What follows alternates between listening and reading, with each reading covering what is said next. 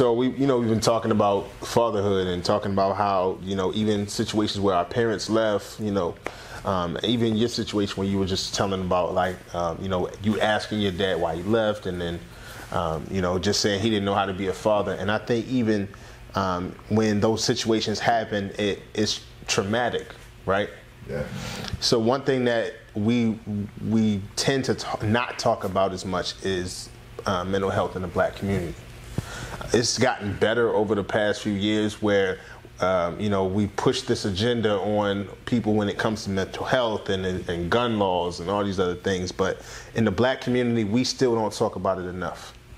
I even saw something where they talk about like there's even a big stigma when it comes to African Americans and white Americans. Black Americans are just as likely to suffer from mental health illness as white Americans do. So what are some ways that we can like really start to combat, some of the stereotypes that we hear about Black mental health? So what are some things that we could try to do to just kind of make the situation better, to have people examine their own mental health? You gotta talk about it, right? As parents, right, we can't allow our kids to be afraid to express themselves, to talk about things, to let us know, hey, I need help. You know what I mean? Because depression is real.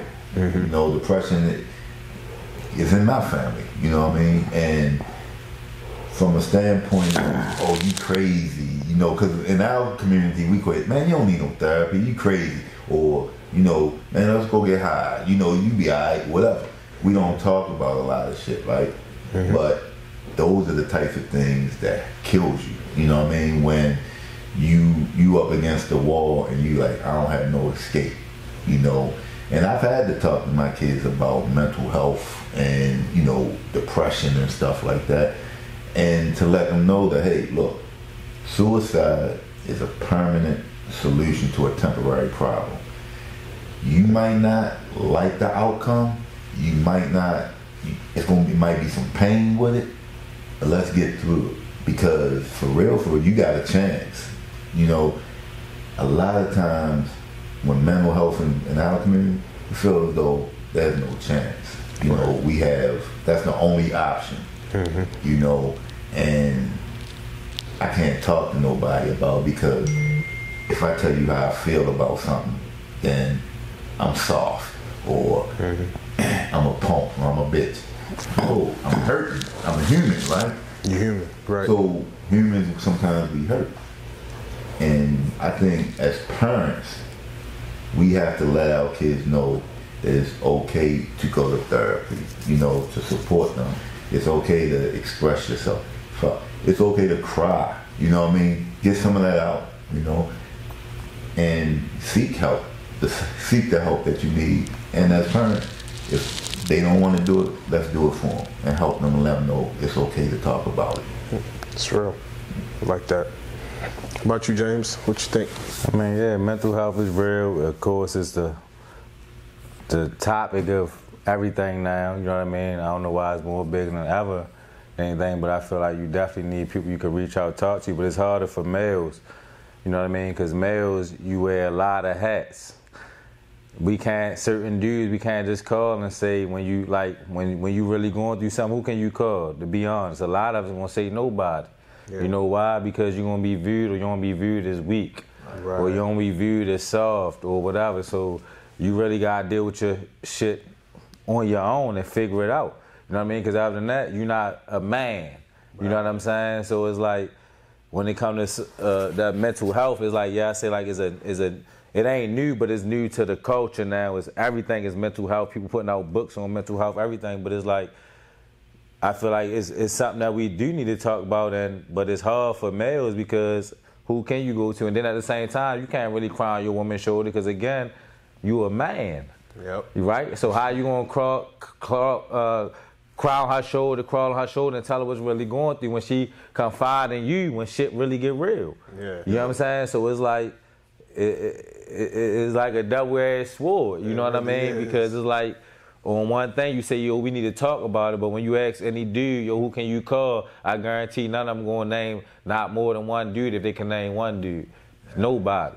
That's right. You know what I'm saying? And you know, you hit on something, right? My wife says, I'm not a vulnerable guy. I'm not an emotional guy. I'm not real, you know, affectionate and all that type, right? And when I go through something, she's like, you don't talk to me because I don't want to put that stress on you, right? Right. Because I feel as though, shit, I'm the provider. And especially if we in a situation because of my actions, right? So I gotta get us out of it. But that shit weighs on you, right? Mm-hmm. And you know, my wife be like, why don't you talk to me? Why don't you talk to me? It's like James said, my wife is probably one of the sweetest persons ever, right? Mm-hmm. And I could talk to her and she's not gonna judge me enough. But it's my shit that won't allow me to open up and be like, babe, I'm fucked up. You know what I mean? Mm-hmm. Because I'm like, but now at 52, right, I'm getting to a point where I got friends where I could be like, yo, I'm in a fucked up spot. You know what I mean? I need some help. And they be like, yo, what's up? You know what I mean? And a lot of time, even if there's some dumbass shit I did, but it's like, you know what? I don't give a shit what you think, right? I need to get this shit out of me, and I need the help. So what you do with it is cool after that point. And I'm not gonna give you nothing that I feel is gonna hurt me. Right. But I just gotta give you something to clear my bandwidth. Absolutely. You know? Yeah, man. You know, let me just get your opinion on something. For me to be able to be vulnerable, first of all, I agree with you, James. I don't really have a lot of guys that I could just like confide in. Mm-hmm. I don't just openly confide in a whole bunch of guys. Mm-hmm. I might have one or two, at the most two. Mm-hmm. And so the one thing that I started to learn, I'm learning even now, is that I need to have three types of people, three types of men in my life. I need to first have a man that I can look up to, right? Mm-hmm. So somebody that has been there, done that. Tell me your shit, and I'll tell you mine. Mm-hmm. You know, and then I can learn from you, because I'm already self-aware to understand that if I'm messing up, you'll call me out on it. So you'll hold me accountable, right? So that's that first man. Mm-hmm. Then the second man I need is somebody that's like right there next to me, because now y'all are. It's not a competition. It's that y'all can lean on each other together, because y'all are on the same level, in the same boat, trying to make it happen, right? Mm-hmm. But once again, it's that vulnerability that y'all need to have in any level, but you gotta have that. So you gotta have somebody that's like right next to you in that same walk of life. And then lastly, you gotta have somebody that you can mentor yourself. So a mentee that's like can look up to you.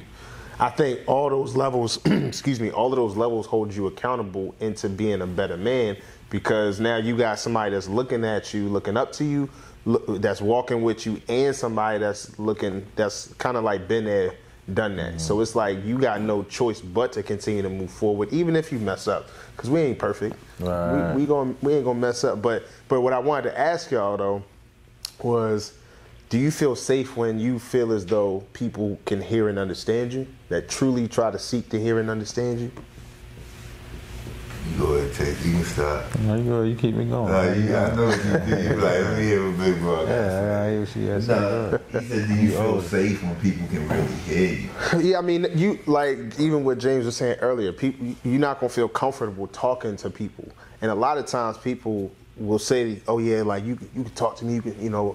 Just holler at me 2 o'clock in the morning. That's what you'll hear some brothers even say. Call me anytime. But the reason why you say like that's just in this world, cat, you know what I mean? Like, because people tell you whatever, same thing when they see you and they see you, boy, like, bro, keeping it and you don't hear from this dude for years unless you run into him again, or something drastic happened to a friend of y'all at some type of event where it would bring y'all together and y'all talking again. So it's like, you still like certain dudes, you still don't got that trust, because it's just like how we was always from society, right? Put us against each other, right? Yeah. You know what I'm saying? So it's like, you feel like certain dudes, I tell this dude something, all he gonna do is go blab it off, or, you know what I'm saying? And then everybody know my business. It's like, but you want to find somebody that's genuine, but it's like, it's always something that and I can't speak for everybody when I say that, because it is some genuine dudes, but for the most part, bro, it's like you only want to make yourself vulnerable, to put yourself at stake, to put yourself out there, to tell somebody something, knowing that he possibly could say whatever that you just told him. So you know what you do? You keep it to yourself. You keep it bottled in. Or, like you say, you confide in somebody that's older, whereas that's not even an issue with them. But like us peers, it's hard to do that because, like you say, sometimes people looking at it as competition, where you might not even be viewing it as that. Exactly. You know what I'm saying? Or whatever the scenario is, and you're not looking at it as that. You just looking at it like, bro, I just need somebody to talk to, holler at. But at the same time, they putting your business out on Front Street, whereas though I could have just posted on the social media if I wanted everybody to know. Exactly. You know what I'm saying? So that's where it be at with us, and like it's just hard to trust each other. You know what I'm saying? And what Jay-Z said, we got pride, bro. You know what I'm saying? That's the biggest thing we got is pride. Yeah. You know what I'm saying? So it's like our pride come before anything, which it shouldn't. You know what I'm saying? But as men, your pride come before anything. And a dude who say he don't, he lying. I mean, unless he just that, you know what I'm saying? But your pride is everything. You know what I'm saying? Like, straight up. So if I'm the same man at 52 that I was at 52 in one day, or 50 or 55. But damn, if I'm the same man at 52 that I was at 25, all I did was waste 20-some years of my life. You know what I mean? We constantly growing, we constantly evolving, right? And I'm the type, I know a lot of people, right? Everybody ain't my friend. Right. Like I got a lot of I got different levels. I got my buddies, I got my associates, and I got my brothers. You know what I mean? And I'm at an age where I'm not impressed by a lot of shit no more. You know, I'll throw on some slides, sweatpants, and I don't give a shit, right? Because I would much rather have a 780 credit score than a Versace belt. I would much rather have getting stock dividends than, you know, shit. They ain't be like, yo, I'm like, man, I don't give a shit about none of this shit. You know what I mean? None of it. I'm absolutely fucked up or not, I'm living life. Whatever my life is, I'm enjoying it, right? But at the same token, I don't bring them a lot of new people, right?